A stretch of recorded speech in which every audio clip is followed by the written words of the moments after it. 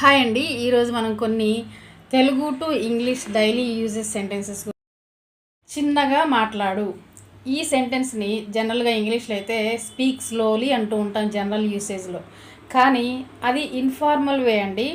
Formal వేలో చెప్పాలి అంటే లోయర్ యువర్ వాయిస్, నీ వాయిస్ని కొంచెం తగ్గించు. దాని మీనింగే చిన్నగా. నెక్స్ట్ సెంటెన్స్, నన్ను తక్కువగా అంచనా వేయకు. నన్ను అనేదాన్ని మనం ఇంగ్లీష్లో మీ అంటామండి, ఐ కాదు. తక్కువగా అంచనా వేయకు. అంచనా అంటే ఎస్టిమేషన్, తక్కువ అంటే లెస్ ఎస్టిమేషన్ కాదు. డోంట్ అండర్ ఎస్టిమేట్ మీ అని మనం ఇంగ్లీష్లో యూస్ చేయొచ్చు. అండర్ అనేదాన్ని ఫార్మల్ వేలో తక్కువ అని మీనింగ్ వచ్చేలాగా. సో ఈ విధంగా మనం చిన్న చిన్న సెంటెన్సెస్ని ఇంగ్లీష్లో మాట్లాడటం స్టార్ట్ చేస్తే మనకి అదే అలవాటుగా మారుతుంది. అండ్